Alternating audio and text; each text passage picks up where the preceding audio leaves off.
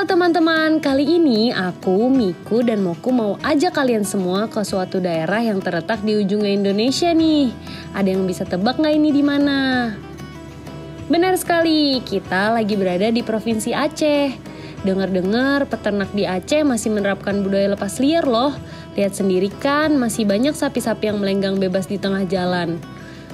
Budaya lepas liar ini sepertinya memang agak sulit dikendalikan. Karena memang sudah tradisi turun-temurun. Namun, kok bisa ya Aceh mendapatkan penghargaan vaksinasi PMK terbaik langsung dari Kementerian Pertanian bulan Agustus lalu? Aku jadi penasaran strategi seperti apa sih yang mereka lakukan untuk daerahnya selain menerapkan 5 strategi pengendalian PMK yang langsung ditetapkan dari Satgas PMK.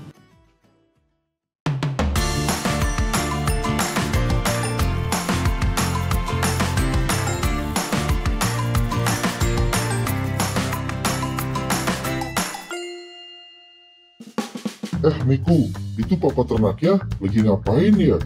Kok nebar-nebar garam? Apa jangan-jangan ada ular di sekitar sini? Bapak lagi apa, Pak? Kok nebar-nebar garam gitu? Oh, ada Moku dan Miku. Lagi kebiasaan lagi ngasih garam buat ternak. Oh, kok bisa sih, Pak? Oh, itu udah kebiasaan. Itu udah kebiasaan kami buat karena ternak kami liar ngasih garam. Kalau Bapak kami ajak ketemu Kak Nadia, mau nggak? Kayaknya Kak Nadia bakal suka deh sama budaya ternak liar di sini. Alhamdulillah, boleh. Mari. Di Aceh ada satu kebiasaan unik para peternaknya nih, yaitu menabur garam untuk para ternaknya. Tentu kami sangat menghargai keunikan budaya lokal dan semakin penasaran apakah ada kaitannya dengan PMK. Namun ternyata kebiasaan menabur garam ini hanya berfungsi untuk memanggil hewan ternak untuk masuk ke dalam kandang setelah dilepas liarkan.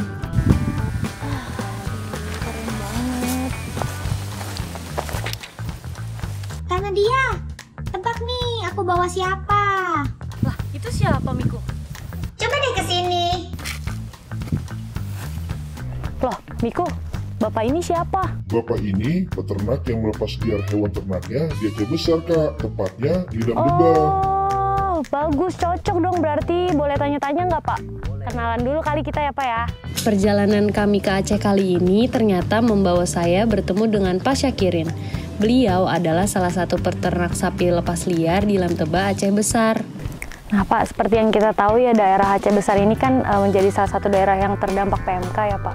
Boleh ceritain nggak waktu pertama kali peternakan Bapak itu terkena PMK gitu, Pak? Oh, yang pertama kan kita dengar dari media, berarti pembawa penyakit itu melalui angin. Kita tahu tiba-tiba di Aceh Besar juga ada. Begitu kita ke tempat kita peternakan yang di tempat kita, begitu kita lihat ternak kita juga udah terinfeksi gitu, kan kaget gitu, Pak.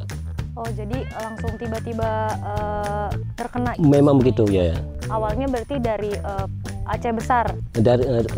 Dari Medan kayak dengar. Tahu dari Aceh Besar. Nah, Pak, kan pasti ada bantuan dari dinas terkait ya, Pak, terlebih sosialisasi yang mereka lakukan gitu dengan 5 strategi penanganan PMK. Nah, hal tersebut itu Bapak lakukan nggak sih, Pak, di peternakan Bapak ini? Iya dong, yang pertama kami lakukan biosecurity. Bisa dikatakan informasi mengenai penyakit mulut dan kuku di Aceh Besar agak terlambat. Awalnya para peternak dan Pak Syakirin hanya mengetahuinya dari media televisi bahwa penyakit mulut dan kuku bisa tertular melalui udara. Namun ternyata di saat yang bersamaan juga hewan-hewan ternak Pak Syakirin telah terinfeksi virus PMK. Kami selaku fasilitator, sebelum PMK kami terus bekerja dengan kegiatan-kegiatan lain, berkolaborasi dengan program-program lain seperti program Sekomandan, program vaksinasi SE. Jadi kami sudah ada format untuk menghubungi wilayah-wilayah yang banyak sapi ataupun peternak-peternak yang mudah kita akomodir, sehingga dikala ada wabah PMK kita dalam berkoordinasi itu lebih mudah, dikarenakan setiap wilayah itu kita punya petugas yang lain, punya tenaga-tenaga dari kelompok tani memang yang alumni-alumni SNAKMA, sehingga mereka itu sudah mengerti bagaimana itu virus PMK untuk ditangani secara baik. Apabila mereka ada kendala langsung menghubungi petugas kita yang ada di lapangan melalui dokter-dokter hewan yang ada di Puskesmas. Biosecurity itu apa sih? Dan prosesnya bagaimana ya Pak? Biosecurity itu ada yang secara biasa adalah bagaimana kita lakukan penyekatan sapi supaya yang sudah terkombinasi dengan PMK kita buat penyekatan sehingga sapi yang bebas PMK untuk tidak datang pada kelompok yang sudah terpapar. Tentunya cara lain kita dengan cara menyemprot tempat-tempat yang sudah ada PMK, dugaan PMK ataupun yang lain yang belum. Itu dilakukan penyemprotan oleh petugas dinas, petani ternak juga ikut membantu sebagai partisipasi untuk menyelamatkan virus PMK di masing-masing peternakan karena virus ini begitu cepat menyebar yang membahayakan ternak satu dengan ternak yang lain. Tentunya PMK ini merupakan virus ya. Jadi untuk meminimalisir ataupun meredam virus ini, pertama sekali yang memang kami sarankan, kami sosialisasi melalui dinas adalah bagaimana mereka itu memberikan obat-obat tradisional. Bahkan mereka sudah tahu sendiri ramuan-ramuan di masing-masing wilayah dengan tujuan untuk meningkatkan imunitas tubuh. Nah, selanjutnya petugas juga menyediakan obat-obatan. Dikala ada panggilan langsung datang ke peternak yang memang perlu bantuan. Jadi itu memang partisipasi antara peternak dengan petugas ini kita lihat tidak banyak kendala, artinya selalu berhubungan. Dan insya Allah petugas selalu siap lah kita lihat. Makanya Aceh Besar beruntung sekali dalam penanganan PMK ini kita lihat sedikit lebih cepat mungkin ya. Wah, ternyata penerapan 5 strategi penanganan PMK dijalankan dengan sangat baik di sini. Padahal, seperti yang kita ketahui, di Aceh para peternak masih melakukan metode lepas liar untuk merawat hewan ternaknya, mulai dari biosecurity hingga pelaksanaan vaksinasi yang sudah mencapai 45% dari target keseluruhan sekitar 43.000 hewan ternak. Selain itu, mereka juga memotong hewan yang sudah terpapar PMK di lokasi yang tidak terlalu jauh dari kandang untuk meminimalisir penyebaran virus PMK lebih meluas, mengingat lokasi peternakan jauh dari RPH yang ada di pusat kota. Yang kedua, kami melakukan pengobatan kepada ternak kami yang kena PMK. Ternyata Aceh Besar juga menggunakan obat-obatan herbal untuk membantu para peternak yang kesusahan mendapatkan obat-obatan medis bagi hewan ternaknya. Berapa total populasi keseluruhan ternak di Aceh Besar ini, Pak? Ya. Populasi ternak di Aceh Besar itu sekitar 154.000. Itu terbagi dari sapi, kerbau, dan kambing. Nah, setelah adanya wabah PMK masuk ke Aceh Besar, berapa banyak populasi yang terkena PMK itu? Yang terkena PMK itu 12 ribuan. 12 ribuan itu udah termasuk sapi? Ya, itu di sapi dan kerbau. Di kambing tidak ditemukan. Lalu, pertolongan pertama yang dilakukan apa ya, Pak? Iya, pada awal-awal memang kita agak kekurangan obat. Itu pada masyarakat. Itu mereka juga memberikan obat tradisional berupa daun-daunan nanti ya, kemudian seperti gula merah itu ya untuk meningkatkan imunitas ternaknya itu. Kemudian dari kita sendiri kita bantu dengan obat-obat antipiretik, kemudian antibiotik dan juga vitamin itu secara medis ya. Yang ketiga, kami melakukan vaksinasi kepada ternak-ternak kami.